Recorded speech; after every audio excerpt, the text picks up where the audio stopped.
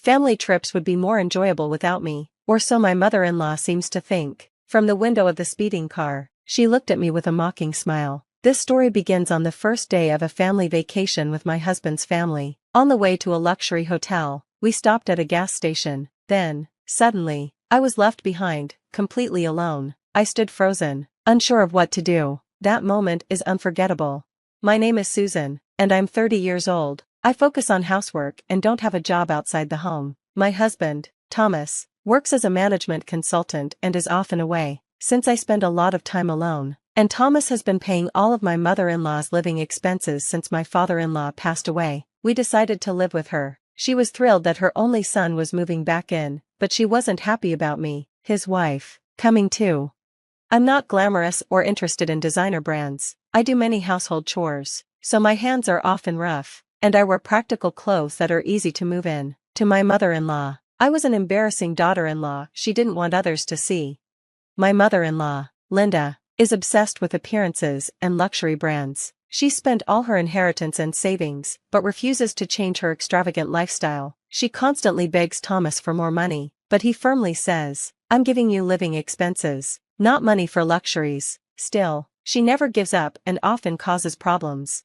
To make things worse, my sister-in-law, Jessica, lives nearby with her husband. Jessica has the same attitude as her mother and often makes hurtful remarks, like, "Thomas could do better than a plain woman like you." She comes to our house every day, demanding meals, baths, and drinks, but never offers to help or contribute money. "You're Thomas's wife, so it's your job to handle all the housework," she says. "You're not even good looking, so at least keep the house clean." She even tells Thomas that I don't understand luxury because I've always been poor. Yet, my mother-in-law claims to my husband that she does all the housework herself, and Jessica pretends we're good friends.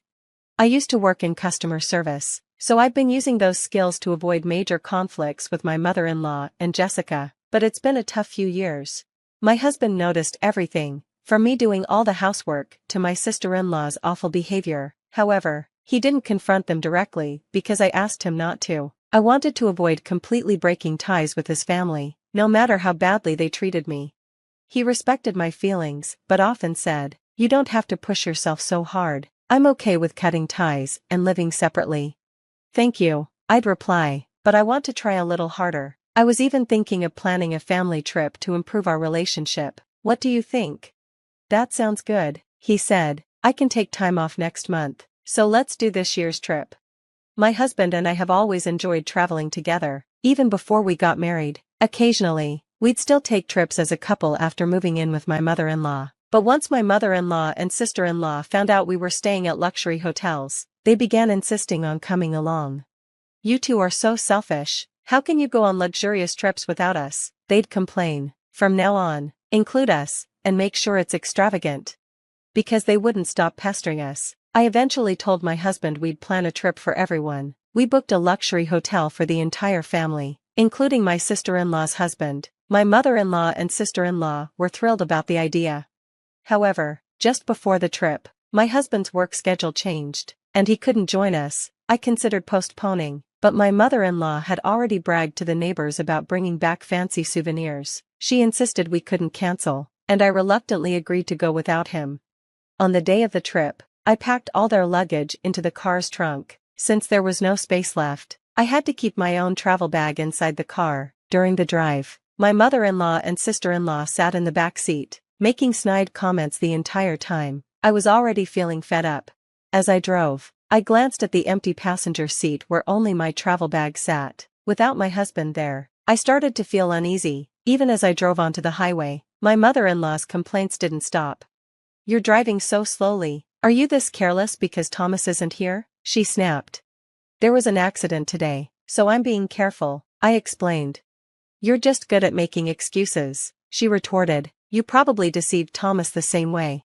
"I didn't deceive anyone," I replied, holding back frustration. "If only slow Susan weren't here, this trip would be more fun, right, Mom?" my sister-in-law added. "Yes, indeed," my mother-in-law agreed. Eventually, as we approached a gas station, my sister-in-law suggested, "Why not let Thomas drive the rest of the way? You must be tired, Susan." Having prepared their luggage and cleaned the house before our early departure, I was completely exhausted. Reluctantly, I agreed. Susan, could you buy drinks for everyone? My sister-in-law asked as I stepped out of the car. Strangely, my mother-in-law gave me a friendly smile, so different from her usual behavior. Sure, that's fine, I said, surprised by their sudden kindness. Maybe they want to improve our relationship, just like I do, I thought, feeling a bit relieved. But as I was about to walk away from the car, the engine roared to life. To my shock, my mother-in-law threw my luggage out of the car and yelled with a big smile, "Family trips are more enjoyable without the daughter-in-law, you're just in the way."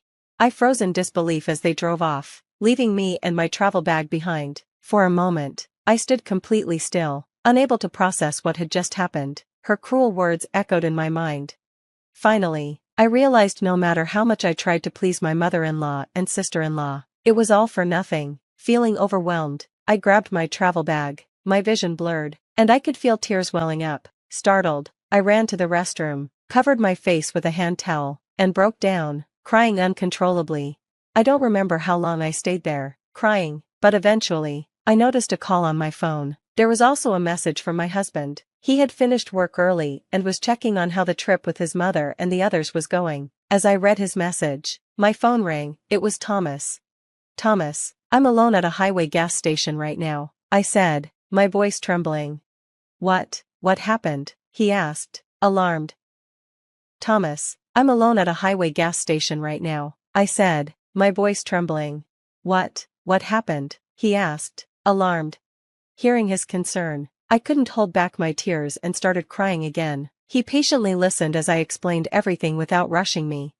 "I'm really sorry that Mom and the others did this to you," he said softly. "I'll come pick you up right away. I'm so sorry this happened."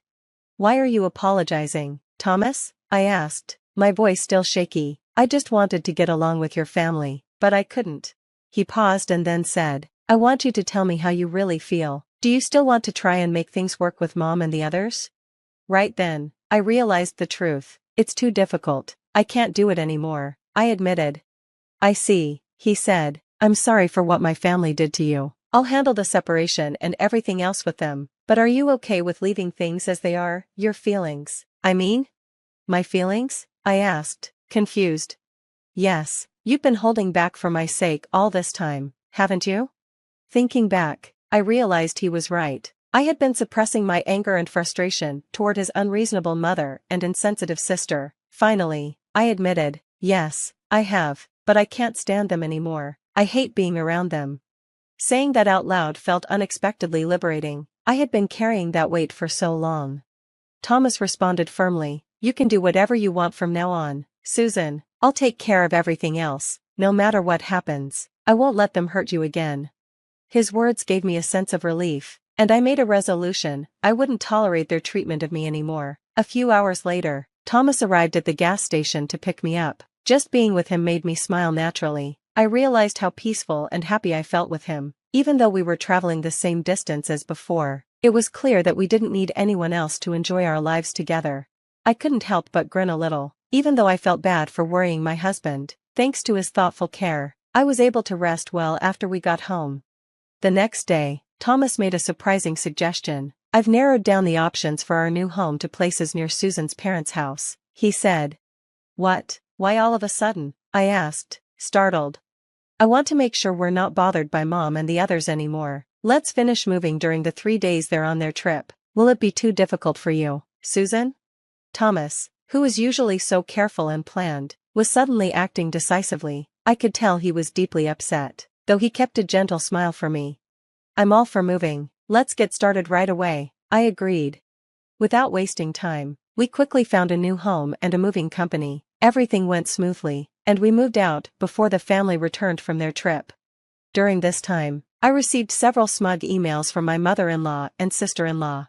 "We're having the best trip without you," one read. "The hotel is luxurious and amazing. Make sure it's at this level next time. Dinner was extravagant and delicious. It's even more fun without Susan's ugly face around. Traveling with just the family is so much more relaxing. The jacuzzi is incredible." Their excitement and gloating were obvious, but I just thought, enjoy it while you can. I was looking forward to what would happen next. As expected, at around 10 a.m., On their checkout day, my phone rang. It was my mother-in-law. "Susan, what's going on?" she demanded. "What do you mean?" I replied calmly.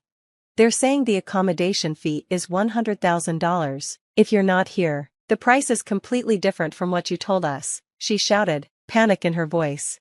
"It's only natural that the regular accommodation fee applies," I explained to my mother-in-law. "Since I'm not there, the special discount doesn't apply." "What are you talking about?" she demanded. "That hotel is run by my relatives. That's why we were able to stay at a discounted rate," I replied calmly. "What? We didn't know that," she exclaimed.